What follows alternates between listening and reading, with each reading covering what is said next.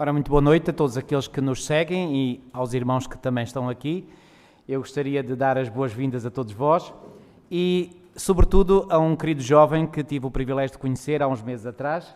Trata-se do Diogo Ribeiro e a forma como o conheci foi muito interessante porque um dia ele entrou em contacto através do canal da Igreja Dia 20, onde eu era pastor, e disse que gostaria de, portanto, receber estudos bíblicos da nossa parte. Entretanto, há uma irmã que responde, que não era dessa igreja, mas estava no chat, portanto, do canal do YouTube, da Igreja Dia 20, e, entretanto, ela combinou com o Diogo nós termos uma visita. Essa visita aconteceu ainda antes do início da pandemia e encontramos, foi muito interessante, Diogo, foi debaixo até de um viaduto dentro do carro que nós tivemos o primeiro encontro, eu, contigo e também com a irmã Daniela, o marido, o irmão Edílio. E desde então ficou uma amizade, e uma amizade que tem crescido cada vez mais entre mim e o Diogo. Somos amigos e desde algum tempo nós temos estado a estudar a Bíblia, mas o Diogo tem um percurso muito, mas muito interessante, porque claramente, como os irmãos irão ver, o Espírito de Deus tem estado a dirigir a vida do Diogo. Diogo, eu não vou estar com mais delongas. Eu vou fazer-te a primeira pergunta, e a primeira pergunta é: Diogo, como é que aconteceu na tua vida tu vires ao conhecimento da Igreja Adventista? Então, pode-se dizer que é uma história bastante interessante e eu até me atreveria a dizer que é uma verdadeira história de conversão. Portanto, eu fui criado numa religião bastante conhecida, portanto, numa religião cristã, com bons princípios. Fui criado como testemunha de Jeová. E, portanto, como é expectável para um jovem nas testemunhas de Jeová, portanto, segui todo o percurso que me foi proposto. Portanto, estudei a Bíblia bastante cedo, com os meus familiares, com os meus pais, com os meus avós. Portanto, tive o meu estudo da Bíblia, onde aprendi as doutrinas básicas, portanto, as doutrinas principais, por assim dizer, onde pude também desenvolver uma relação mais achegada com Deus. E dou graças a Deus por ter tido essa oportunidade, por poder ter uma amizade mais achegada com Ele, graças ao estudo da sua palavra. E, portanto, depois, aos 11 anos de idade, cheguei ao percurso do batismo, onde dediquei a minha vida a Deus e a Jesus Cristo. E eu costumo dizer que não me dediquei a uma religião, mas dediquei-me ao próprio Criador. Muito bem. E, portanto, quando me batizei, continuei o meu percurso na religião, portanto, nas testemunhas de Jeová, onde fui evoluindo, por assim dizer, fui seguindo uma carreira teocrática, como é hábito se dizer nas testemunhas. Portanto, evoluí a ponto de poder ter várias participações na congregação, portanto, poder fazer pregações da tribuna, e também cheguei ao ponto de ser pioneiro regular. O que é que se quer dizer na prática? Ou seja, um pioneiro regular, portanto, a expressão pioneiro é aquele que vai tomar a dianteira. E em que é que eu tinha, portanto, tomava a dianteira em quê? Portanto, na pregação, de casa em casa. Como os irmãos sabem, as testemunhas de Jeová são bastante conhecidas pelo seu zelo na pregação, e é um facto. São pessoas bastante zelosas a partilhar a mensagem de casa em casa, e posso dizer que, e atrevo-me a dizer também que, pela graça de Deus, tive o privilégio de participar nesta mesma função, de poder falar sobre o meu Deus e sobre o que eu acreditava até aquele momento, portanto, ao conhecimento que eu tinha naquele momento, de poder participar na mesma atividade. E, portanto, desde a fase anterior ao meu batismo e mesmo depois, quando me tornei um pioneiro regular, eu, portanto, dedicava a maior parte do meu tempo à pregação. Portanto, podemos dizer que um pioneiro regular consagra mais ou menos mensalmente 70 horas de pregação, o que dá 840 ao fim do ano. Portanto, pode-se dizer que a maior parte da minha semana e do meu fim de semana era a falar com as pessoas sobre Deus. E realmente foi uma coisa que eu estive bastante dedicado a fazer. Só para os irmãos terem uma pequena ideia, nós, neste sentido, portanto, nós, as testemunhas neste sentido, têm escolas de treinamento para pioneiros regulares. Ou seja, eu era formado regularmente, havia formações, havia reuniões de encorajamento, de formação, e posso dizer que a minha parte evangelizador foi bastante desenvolvida, aguçada, o apetite foi aumentado graças a toda esta formação que eu tive no seio da organização das Testemunhas de Jeová. Muito bem. Diogo, tu começaste então, portanto, a fazer trabalho de porta em porta, não é? Mas também na congregação tu eras ativo, não é? Começaste cedo a pregar. Recorda-nos com que idade tu começaste ou fizeste a tua primeira pregação em público. Exatamente. Então, nas testemunhas funciona assim. A primeira parte, que é oferecida aos jovens, é uma leitura da Bíblia, onde perante a congregação têm o privilégio de poder ler das Escrituras sem explanar a matéria. Okay. E se eu bem me lembro, aos 8 anos foi quando eu tive a minha primeira parte na congregação, onde eu fiz uma leitura da Bíblia, e relembro-me que até foi uma leitura bem complicada, e que falei às pessoas, e portanto que estava a ler das Escrituras, quero dizer, daquela porção que me foi assinalada. Okay. Claro que à medida que a maturidade vai crescendo e as pessoas vão ganhando outro tipo de conhecimento, eu tinha partes de pregação, ou seja, de onde, baseado num texto bíblico ou numa matéria, eu pregava sobre um assunto. E, portanto, aos meus 13, 14 anos, comecei a fazer discursos na congregação e comecei a pregar e a falar, e tive também o privilégio de fazer isso em vários idiomas.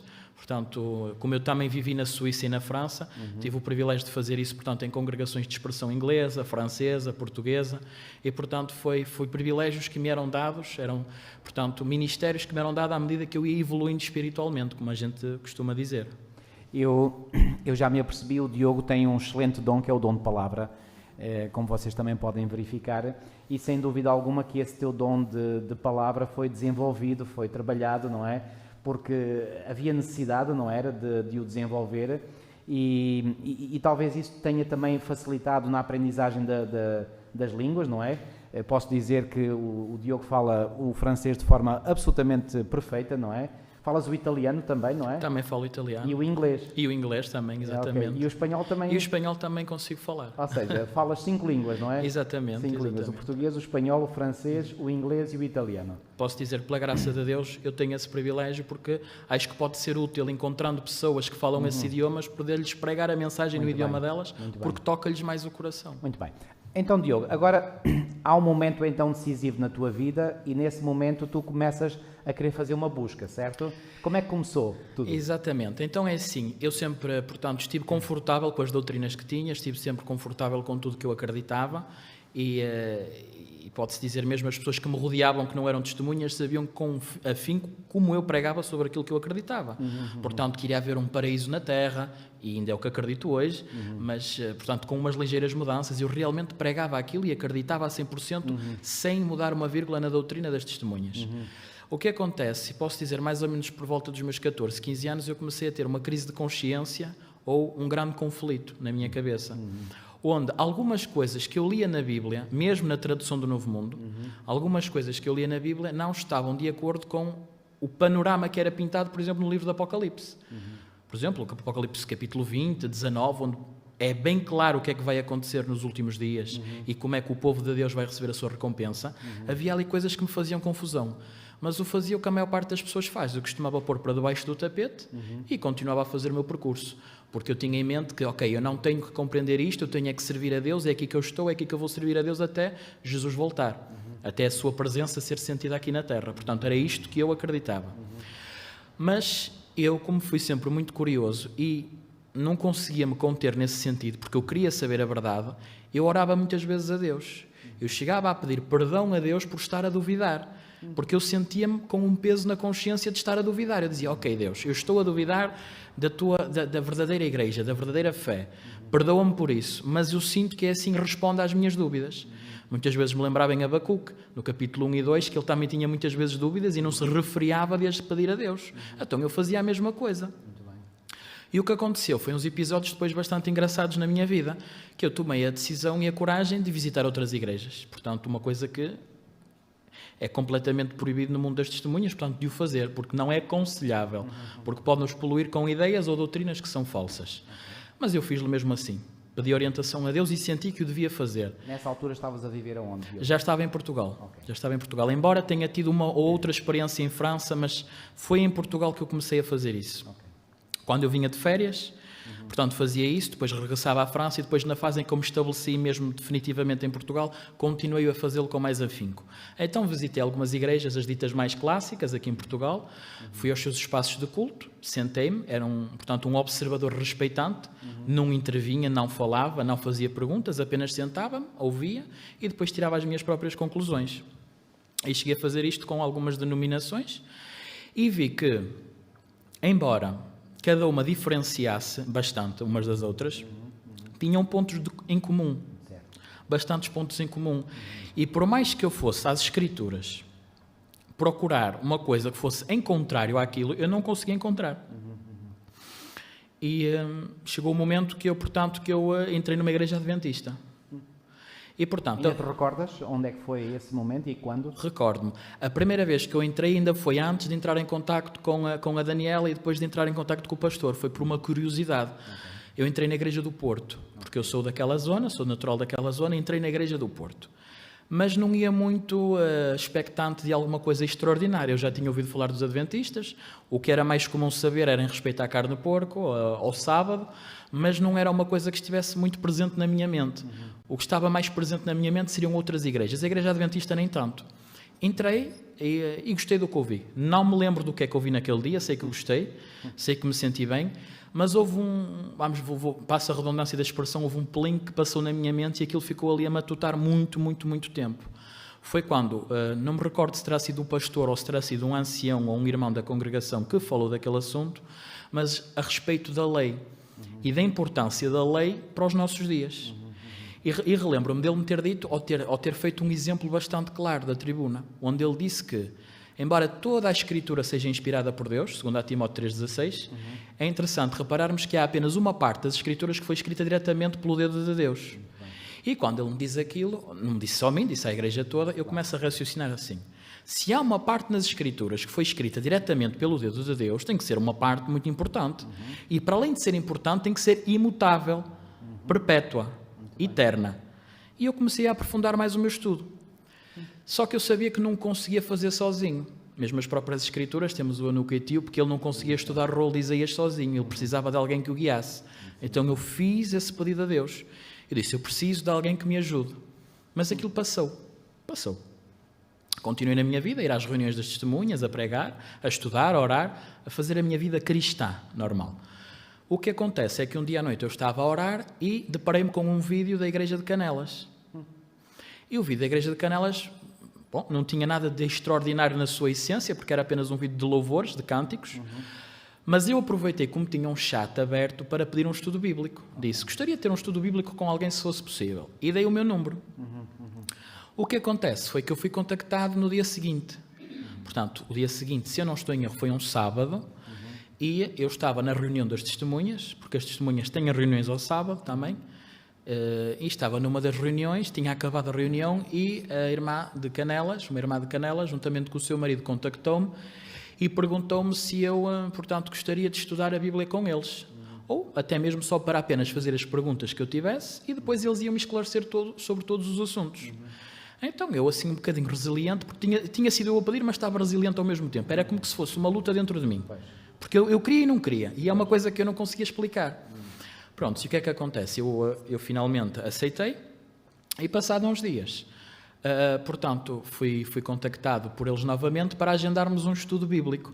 Mas como eu não queria ter o estudo bíblico em minha casa, porque eu também achava que não seria a melhor opção, preferia estar a fazer as coisas um pouco mais recatado, um pouco mais silencioso, então o que é que aconteceu? E o pastor lembra-se bem deste episódio, o pastor chega, portanto, com este casal que me contactou e tivemos o estudo debaixo do viaduto. Portanto, à noite, ali naquele espaço, estávamos ali bem tranquilos e foi uma conversa que durou bastante tempo.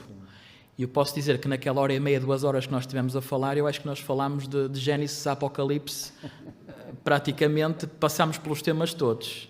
Eu até me lembro de falar tanto que até fiquei sem conseguir respirar, de tanto que eu queria falar. Mas prontos. Fiquei bastante esclarecido, mas ainda não estava convencido. Porque depois o Paulo lembra-se bem que quando o Paulo se encontrava comigo novamente, eu queria converter o Paulo. O Paulo dizia-me que era assim que estava nas Escrituras, mas não é assim, Paulo. Paulo, está aqui desta maneira e eu acho que é assim. Mas às vezes eu ficava sem argumentos. Eu chegava à conclusão que, tenho que parar e ponderar um bocadinho as coisas.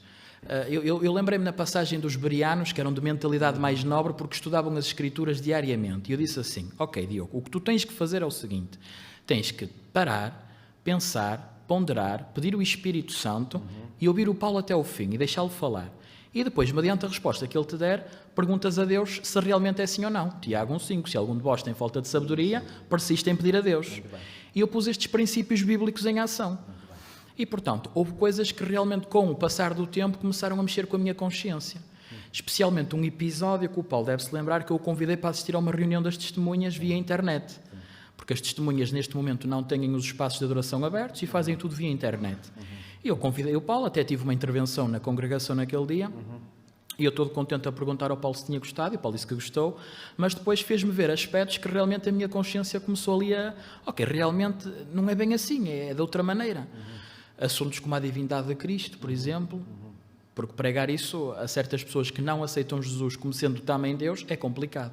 Porque na minha cabeça a doutrina da Trindade era a doutrina católica, ou seja, que são 3 pessoas, são a mesma pessoa. Mas realmente, se estudarmos a Bíblia, conseguimos ver que isso é falso. São 3 pessoas distintas e diferentes, assumindo, portanto, a mesma natureza com papéis diferentes, onde na hierarquia temos Deus Pai como sendo realmente o soberano. E ao estudar as coisas com calma e a ponderar, disse, ok, eu não posso descartar isto faz sentido. E depois o sábado. Realmente, de Gênesis a Apocalipse, o sábado está presente em quase todos os livros. Em Isaías profetiza que na nova terra vamos adorar a Deus de um sábado ao outro.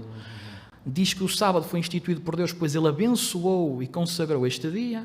Depois foi dado a Moisés diretamente. E todas as coisas foram se encaixando e fazendo sentido. Portanto, foi um processo que eu não vou dizer que foi muito longo, mas foi um processo demorado, doloroso. Foi um grande conflito na minha mente interno, muito complicado, até que eu decidi, portanto, afastar-me aos poucos da outra organização que eu estava, e é como eu costumo dizer, eu não deixei de ser isto ou não deixei de ser aquilo outro. Eu simplesmente continuo a ser o mesmo cristão, apenas com um conhecimento mais profundo da Palavra de Deus. Muito bem. E gostei sobretudo desta última frase que tu referiste, ou seja, tem havido aí uma caminhada espiritual, e eu acredito, Diogo, que verdadeiramente o Espírito de Deus estava guiando-te. Já agora eu nunca te disse, mas já que tu revelaste algumas coisas, da primeira vez que eu me encontrei contigo, lá debaixo do viaduto, não é? Quando eu estava de regresso com o Idília e a Daniela, e eu disse assim, eu tenho sérias dúvidas em relação a este jovem. Ele parece-me um jovem sincero, parece-me honesto, que está na busca, mas eu não sei se ele quer contactar para ver se me consegue trazer para as testemunhas. Olha, vamos dar tempo, vamos orar por ele e vamos deixar que seja o Espírito de Deus a trabalhar. E muitas vezes eu orei por ti e pedia sempre que fosse o Espírito a convencer-te. E eu acredito que isso aconteceu. Que o Espírito de Deus foi-te convencendo. É evidente que esse percurso é um percurso que não se faz de um momento para o outro, não é?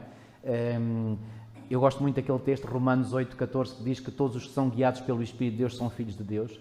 E eu comecei depois a ter evidências de que verdadeiramente o Espírito de Deus estava a guiar, quando comecei a ver que tu estavas realmente a aceitar certas verdades. E lembras que depois na Igreja Dia 20 fizemos um estudo sobre a divindade de Cristo, e eu creio que isso teve um grande impacto. E uma vez em casa do teu avô, eu mostrei-te um texto pela própria Bíblia das Testemunhas, o texto de Isaías 9,16, onde mostra que Jesus ali é considerado, portanto, como sendo Deus. Exatamente. E eu lembro que tu ficaste muito assim com os olhos arregalados, digamos, para a Bíblia, a ver, mas será que isto está mesmo aqui? Eu pensei que estava a ter uma alucinação naquele momento. E eu quis de propósito que tu lesses na tradução do Novo Mundo, não é? Que é Exatamente. A versão que as testemunhas utilizam, não é?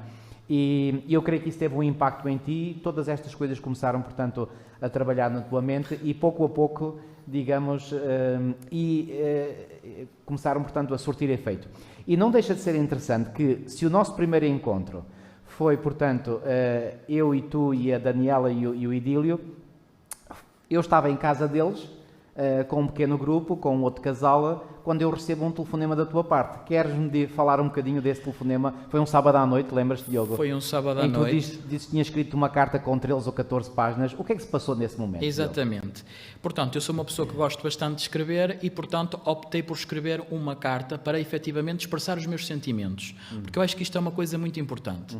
E depois, eventualmente, poder entregá-la a alguém da minha congregação e poder expressar o meu desejo, o que é que se estava a passar comigo naquele momento. As minhas dúvidas e as minhas certezas, porque depois já não eram dúvidas, as dúvidas passaram a ser certezas, e eu tinha tomado uma decisão. É como que se tivesse sentido uma força, mas uma boa força, uma força no bom sentido, que se tivesse apoderado de todo o meu ser e me fizesse ter visto as coisas com mais clareza. Era como que se um véu tivesse sido retirado dos meus olhos. Eu lembro-me bastante do texto de 2 Coríntios 4,4, que diz que o Deus deste mundo, ou deste sistema, está a cegar a mente dos incrédulos. Para quê? Para que não penetre o brilho das gloriosas boas novas acerca do seu inimigo, que é Cristo Jesus. Exatamente. E eu sentia que tinha esta escuridão dentro de mim. Ou seja, embora tivesse muito muita luz, tinha muita escuridão.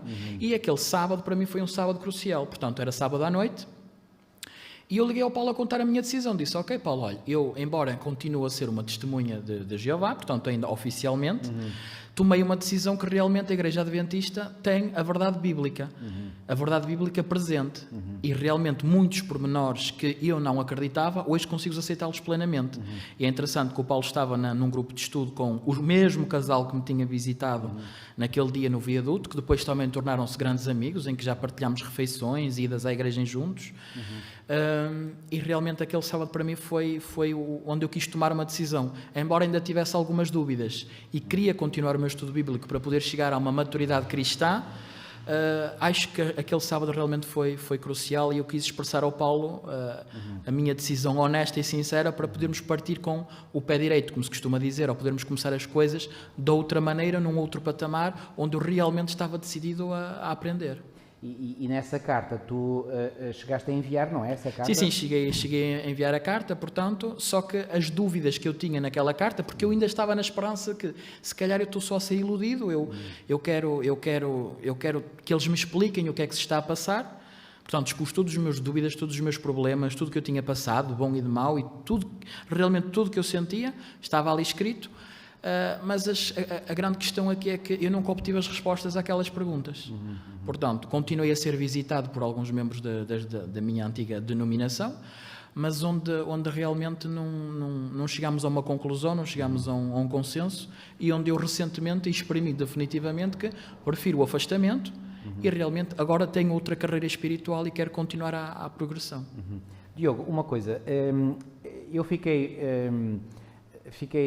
para mim foi uma surpresa, mas ao mesmo tempo uma surpresa agradável, quando eu te perguntei como é que a tua família via, portanto, este teu percurso, e lembro que uma vez eu te fui buscar para te conduzir à Igreja de Canelas, creio que foi a primeira vez que foste à Igreja de Canelas, num sábado, e tu recebeste um telefonema da tua mãe, e depois de o telefonema ter terminado, eu perguntei-te, então, mas a tua mãe aceita bem que tu venhas à igreja? E tu disseste, sem qualquer problema. E entretanto tu me disseste, portanto, que és da 4ª geração de testemunhas, certo? Exatamente, portanto a minha bisavó era testemunha, a minha avó foi testemunha, os meus pais são testemunhas e eu... Exatamente, portanto és da 4ª geração. Entretanto, conta-me um bocadinho o que é que aconteceu com os teus pais. Eu até quero tentar verbalizar, mas é complicado, porque é uma coisa que eu posso dizer que... Quando os meus pais me virem, quero pedir desculpa pela expressão que vou utilizar, mas é como que se fosse Deus a calar a boca dos leões na cova de Daniel. Ou seja, os meus pais tinham oscilações quanto à questão de eu mudar de religião, porque tanto havia momentos que estava bem, como havia grandes momentos de grande conflito. No sentido que a minha mãe sofreu bastante, não é? Porque foi um grande conflito para ela também, porque não é fácil, porque... Uma coisa é mudarmos de peça de vestuário, uma coisa é mudarmos de alimentação, outra coisa é mudarmos de uma fé que nós acreditamos que nos vai levar à salvação. E foi uma coisa bastante difícil. E posso dizer que desistir passou-me pela cabeça algumas vezes, mas depois eu decidi que não era a melhor opção. A melhor opção era mostrar pelas Escrituras o que eu realmente agora estava a acreditar. Muito bem. Com a Bíblia. Certo. E então, houve uma fase que o meu pai, pronto, dizia, não sei se estás a fazer bem, tu é que sabes. Outras fases que já me apoiava e dizia para continuar em frente, para continuar a orar a Deus. Mas a minha mãe é que havia fases realmente que estava bastante tinha um grande conflito. Ela própria me dizia que tinha um grande conflito na própria cabeça e que já nem sabia o que é que havia de acreditar. Porque de um lado ela lia uma coisa, mas eu do outro utilizava as Escrituras e dizia, está escrito. E a minha mãe dizia, está escrito também, mas eu dizia, mas também está escrito. E tínhamos conversas de horas e ainda é o caso. Eu posso-vos dizer que todos os dias acordo com uma mensagem da minha mãe com uma pergunta bíblica. Todos os dias temos tema para conversa. Mas isso eu vejo aí algo positivo, ou seja, a tua mãe está numa busca também, numa busca sincera, eu acredito. Sim, a tua mãe e o teu pai. Os dois. Aliás, já tivemos contactos, porque eles estão na Suíça, na não é? Na Suíça, exatamente. E, portanto, tivemos contactos via telefone e pessoas extremamente simpáticas e tivemos já uma conversação muito interessante, mas eu acredito que assim como tu tiveste a tua própria busca, neste momento eles ainda estão a ter a sua própria busca, o que é absolutamente normal Exatamente. e legítimo, não é? Eles estão na busca deles, eles estão na busca deles. A conclusão que eu chego foi que é o Espírito que está mesmo a trabalhar no nosso caso. Isso. Porque é como a minha mãe diz, ela nunca viu as Escrituras daquela maneira, ou nunca tinha visto certos versículos. Mas diz-me uma coisa, Diogo, é verdade que a tua mãe, portanto, já consegue agora compreender algumas coisas de forma diferente daquela que compreendia antes, sim ou não? Consegue compreender claramente, claramente. E é a primeira a perguntar-me quais os versículos, para se lhe perguntarem como é que aquilo é ou como é que deixa de ser, ela poder responder baseado nas Escrituras. Não vou dizer que ela está convencida a 100% Sim, ainda, claro. porque o Espírito é que vai convencendo. Sem dúvida. E é que nos vai sussurrando ao ouvido. Isso. E é como as próprias Escrituras dizem, quem quer encontrar a verdade até pode ir apalpando com os olhos fechados, porque vai acabar por encontrá-la. Certo. É preciso ter um coração predisposto à verdade. E eu acredito que os meus pais tenham um coração mais que predisposto à verdade. E esta busca está a ser efetuada, está a ser feita, e desde o início, que eu comecei, portanto, desde os meus inícios, dos primórdios dos estudos bíblicos com a Igreja Adventista, a minha mãe completamente, em vez de agora refutar ou, portanto, atacar as doutrinas ou querer se defender por assim própria, ela agora apenas pergunta e consegue chegar a uma conclusão de que realmente as Escrituras é que têm a verdade. Ok. Fantástico. Entretanto, há um outro elemento na tua família. Essa pessoa eu conheço pessoalmente, ela está aqui, é a tua avó paterna, uma senhora muito querida, muito simpática, com quem também tenho-me relacionado, porque dizer aos irmãos que, portanto, tenho ido à casa do Diogo, onde temos semanalmente estudos da Bíblia, e é muito interessante que à medida que nós estudamos a Bíblia, estou-me a lembrar, por exemplo, de um estudo que tivemos aqui há 2 semanas, estavas a ler e eu fiquei tão entusiasmado porque estávamos a estudar a Bíblia, eu estava-te a mostrar aquilo que está escrito, ou seja, eu não queria dar a minha interpretação, eu levei-te a compreender pela própria Escritura. E depois tu começaste, é como se tivesse engrenado, não é? E depois tu próprio ias descobrindo. E eu disse, é isso mesmo, é isso mesmo. E depois eu até levantei os braços, soltei um grito de alegria, porque vi que realmente tu estavas com a mente perfeitamente aberta a compreender. Sabes qual foi o estudo, não sabes? De Atos capítulo 10. Atos capítulo 10, exatamente. Nunca mais vou esquecer aquele estudo. Aquela visão, portanto, que foi dada a Pedro, não é? Do lençol, tu percebes claramente não tinha nada a ver com os alimentos, não é? Mas sim com pessoas. Portanto, foi uma forma de Deus destruir um preconceito que Pedro e todos os judeus daquele tempo tinham, de não se querer ligar a outras pessoas. Exatamente. E como é que o Evangelho poderia prosseguir se esse preconceito continuasse a existir. Portanto, Deus, por assim dizer, explodiu completamente com esse preconceito e assim Pedro pôde ir à casa de Cornélio e estava ali reunida na casa de Cornélio muitas pessoas que ouviram a mensagem através de Pedro e acabaram por se batizar. Mas estava eu a falar da tua avó. E a tua avó estava para ser batizada nas testemunhas. Queres falar um bocadinho da tua avó? Queres chamá-la aqui? Posso contar um bocadinho então da história, que ela é um bocadinho envergonhada. Então pronto, assim, a minha avó, como a maior parte dos portugueses, foi sempre criada na religião católica, e era a religião católica que ela tomava como garantida. O que acontece é que, portanto, com as minhas vindas a Portugal, ela gostava de ir comigo às reuniões, assistia comigo às reuniões das testemunhas, e porque ela é uma pessoa muito boa, e eu acredito que tem um coração também sincero, ela quis tomar o passo ao desejo de se batizar, e, portanto, poder mostrar assim que realmente tinha uma fé diferente e que sabia que os ensinamentos da Igreja Católica não eram efetivamente os bíblicos, e para mostrar esta fé que ela tinha em Deus.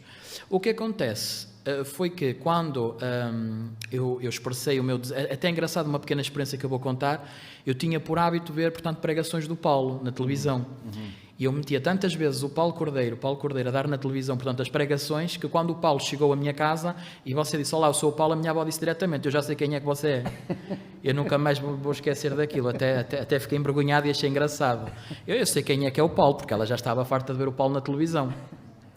De maneira que eu não achei que ela fosse, portanto, estranhar ou fosse uma grande surpresa para ela já estava a ser preparada. Certo.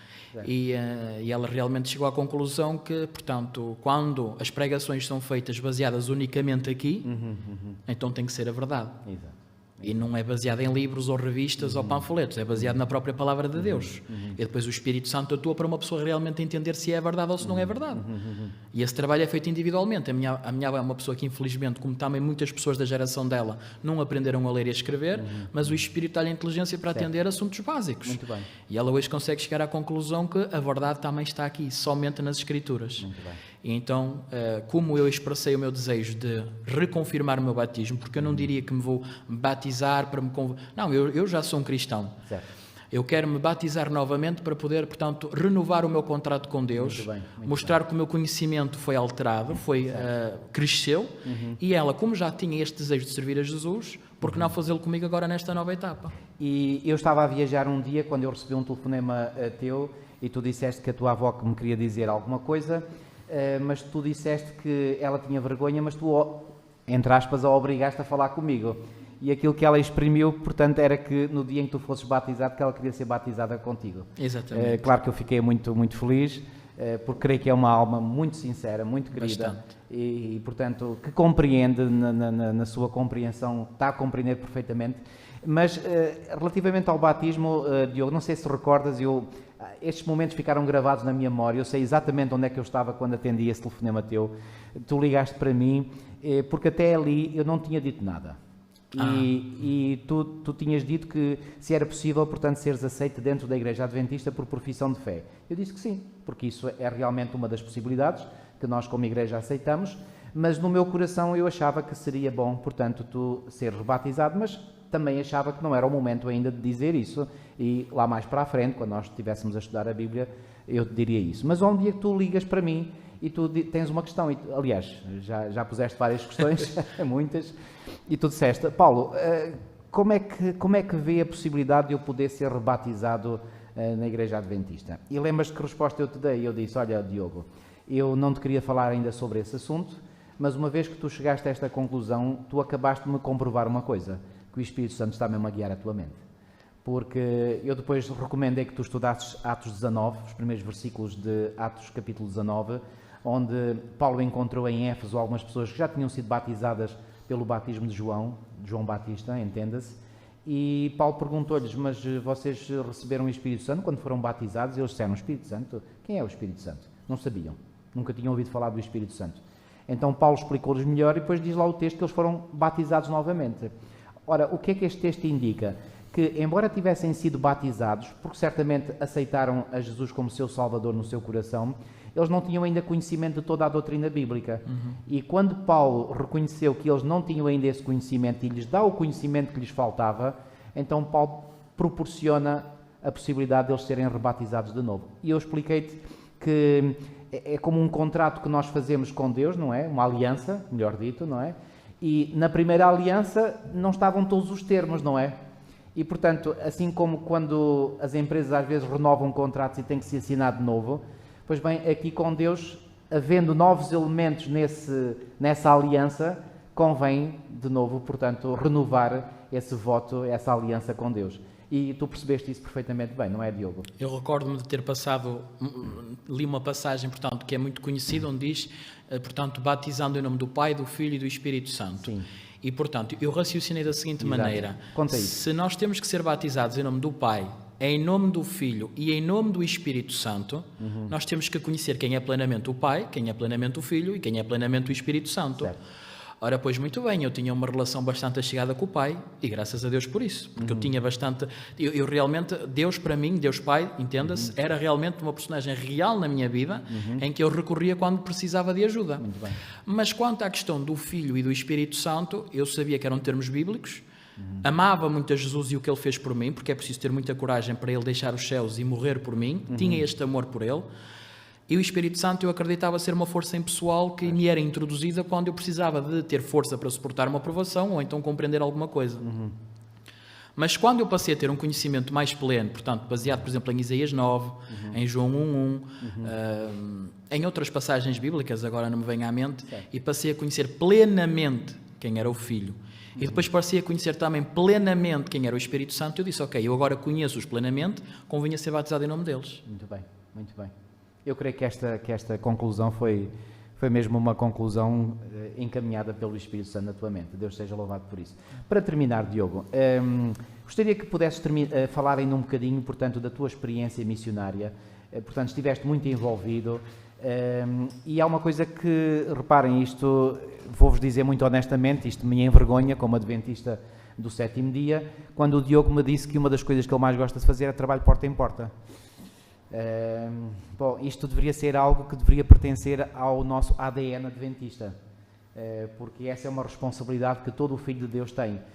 Diogo, fala-me um bocadinho dessa tua experiência, que experiências é que viveste, mas também gostaria que falasses, porque ainda ontem, quando eu estava em tua casa, tu falaste que viveste uma experiência de caráter sobrenatural, e eu gostei de uma expressão que tu disseste: a partir de um determinado momento na minha vida, eu passei a ter a certeza de que as forças sobrenaturais existem de facto. Queres talvez começar por aí, Diogo? Sim, portanto, efetivamente, não entrando em muitos detalhes, mas efetivamente, infelizmente ou felizmente, às vezes a gente nem sabe o que é que há a dizer, tive, portanto, uma experiência de caráter sobrenatural em casa de umas pessoas que efetivamente pode-se dizer que não tinham uma relação chegada com Deus, e nós sabemos que onde está o espírito do diabo, aí estão presentes as suas obras. E, portanto, manifestações de coisas sobrenaturais podem acontecer. Infelizmente, eu tive portanto, manifestações claríssimas do mundo sobrenatural, onde coisas acontecem que não são normais de acontecer, não são coisas normais de acontecer no dia-a-dia. E uma coisa me veio à mente no final daquelas experiências, que eu relatei a outras pessoas, e há incredibilidade de várias pessoas, porque nem todos acreditam, mesmo crentes às vezes não acreditam nessas coisas, até chamam que são demónios hipotéticos, e não são hipotéticos, porque de hipotéticos Satanás e os seus demónios não têm nada, porque eles estão bem ativos. Exato. Eles estão à nossa volta como um leão que ruge procurando a quem devorar. Isso. E eles vão usar de todos os meios para nos assustar e para nos fazerem bullying, seja por manifestações, seja por coisas mais subtis. Ele sabe como agir com cada pessoa. Infelizmente comigo agiu daquela maneira, numa altura muito precisa, numa situação muito precisa. E uma coisa eu posso dizer, eu na altura dizia, um dia posso deixar de ser cristão, um dia posso deixar de ter religião, posso até nem ter a salvação, mas uma coisa é certa, enquanto eu estiver neste mundo, eu nunca vou ser ateu. Porque se estas forças do mal existem e eram bem reais, e eu não estava nem sob efeito de drogas, nem a dormir, nem sob efeito de álcool, eu estava bem acordado, eu estava bem ciente do que estava a ver, eu ateu nunca vou ser, porque Deus existe. Portanto, isto é uma realidade. Se existem as forças do mal, existem também as forças do bem. E como o apóstolo Paulo diz, nós temos uma luta contra elas. Isso. E temos é que saber vencê-los. Não nos podemos apoderar do medo, temos é que nos achegar a Deus. Porque se nos chegarmos a Deus, nós vamos nos estar a opor ao diabo. Já diz, portanto, podemos ler isso em Tiago. E, portanto, isso foi uma experiência bastante marcante. Entre outras experiências que eu fui tendo ao longo da minha juventude do mesmo caráter, que me fizeram saber que Satanás ele tinha mesmo alguma coisa contra mim, e sabia a fé que eu tinha em Deus, e ele queria-me vencer pelo cansaço, mas ele não conseguiu, porque eu ainda estou aqui. Deus seja louvado. Deus seja louvado por isso. Diogo, só uma última palavrinha. O que é que tu aprendeste do trabalho missionário? E eu sei que tu gostarias muito de poder trazer esse espírito de missionário ao te tornares adventista do sétimo dia. Fala só um bocadinho mais sobre isso. Portanto, é um facto que, mesmo nos escritos de Ellen White, está bem presente que nos últimos dias a Igreja, portanto, iria ser reavivada, iria haver um grande reavivamento. Certo. E que a mensagem das boas novas, portanto, aquilo que vai levar as pessoas que estão a viver agora à salvação, iria ser começado a pregar. O Espírito iria agir em muitas pessoas. Eu gostaria de partilhar uma escritura com os irmãos que é bastante conhecida. Já passámos milhares de vezes por esta escritura, encontra-se no livro de Mateus, no capítulo 24 e o versículo 14, que diz que o Evangelho do Reino será pregado em todo o mundo, em testemunho a todas as pessoas. E depois o que é que acontece? E então virá o fim. Portanto, para o fim poder vir, esta mensagem de salvação tem que ser pregada às pessoas. E este espírito de evangelização que eu tive nas testemunhas, eu comparo, por exemplo, à formação que Saulo de Tarso teve aos pés de Gamaliel, por exemplo, enquanto fariseu, que depois transportou tudo de bom que tinha aprendido, porque não era tudo negativo, transportou tudo de bom como apóstolo do Senhor, e foi conhecido como o apóstolo das nações. O que eu penso é o seguinte, a experiência que eu vivi nas testemunhas foi das melhores experiências da minha vida. Posso estar grato a Deus por me ter ajudado a tê-lo conhecido, a não ter vivido na ignorância e a saber que eu tenho um Deus que me ama, que o seu Filho me ama e que Ele me escolheu para fazer a sua obra. Amém. E, portanto, eu estou muito grato por isso, e o que eu quero poder transmitir aos meus irmãos na fé, aos meus novos irmãos e amigos e a pessoas que eu venho a conhecer é o seguinte: o tempo está curto. Tem muitas pessoas sinceras que estão à procura da verdade. Cabe-nos a nós levar essa mensagem aos outros. Amém. E acreditem, quando Deus está com nós, ninguém é contra nós. Amém. Oh, Diogo, fantástico. Deus seja louvado pelo teu poderoso testemunho. Até me sinto arrepiado e acho que temos razões para isso. Deus seja louvado por te ter chamado um dia Se me permites, eu gostaria só de ler aqui um texto para terminar, que é um texto que eu já partilhei com os teus pais e também contigo. É um texto que está em Atos no capítulo 18. E eu creio que esta experiência que vem aqui relatada, no fundo é a experiência que tu viveste, que os teus pais estão a viver também. Muito interessante, aqui em Atos no capítulo 18, a partir do versículo 24, lemos o seguinte: Nesse meio tempo chegou a Éfeso um judeu, natural de Alexandria, ou seja, era um judeu, mas da dispersão, morava, portanto, numa terra estrangeira, nomeadamente no Egito, chamado Apolo, homem eloquente e poderoso nas Escrituras. Repare o que é dito deste Apolo. Ele era eloquente, ou seja, tinha o dom da palavra, e era poderoso nas Escrituras, ou seja, tinha conhecimento das Escrituras. E depois o versículo 25 diz assim: Era ele instruído no caminho do Senhor, e sendo fervoroso de espírito, falava e ensinava com precisão a respeito de Jesus, conhecendo apenas o batismo de João. E depois o versículo 26 diz assim: Ele, pois, começou a falar ousadamente na sinagoga, ouvindo, porém, Priscila e Áquila, que eram um casal cristão, tomaram-no consigo e com mais exatidão lhe expuseram o caminho de Deus. É interessante, vocês repararam bem a experiência de Apolo? Era um homem, repito, eloquente e poderoso nas Escrituras. Era um homem instruído no caminho do Senhor. Estou a ler exatamente o que está aqui no texto bíblico. Era fervoroso de espírito, falava e ensinava com precisão a respeito de Jesus. No entanto, ainda tinha ali algumas deficiências. E quando este casal, certamente inspirados por Deus, ouviram Apolo, disseram: Uau, está aqui um jovem fantástico. Este jovem é versado nas Escrituras, conhece as Escrituras, mas ainda há ali, digamos, arestas que precisam ser limadas. Eu acho que foi exatamente o que aconteceu com o Diogo. O Diogo já era um jovem eloquente, poderoso nas Escrituras, instruído no caminho do Senhor, fervoroso de espírito, falava e ensinava com precisão a respeito de muitas coisas. E já agora deixem dizer, as testemunhas ensinam, por exemplo, o estado do homem na morte, como nós, adventistas, que é a parte que é como a Bíblia ensina. Portanto, tu conhecias efetivamente muita coisa da palavra de Deus, tu tinhas uma experiência missionária intensa, faltava alguma coisa. Eu fui certamente nas mãos de Deus, eu e outros que te têm contactado, fomos estas Priscilas e estes Áquilas que te demos uma ajuda, e Deus seja louvado, e que agora possas ser, por sua vez, a Priscila e a Áquila para outros, para que possam realmente conhecer com mais exatidão o caminho do Senhor. Deus seja louvado. Diogo, muito obrigado por teres aceito o convite. Obrigado pelo convite. Deus seja louvado.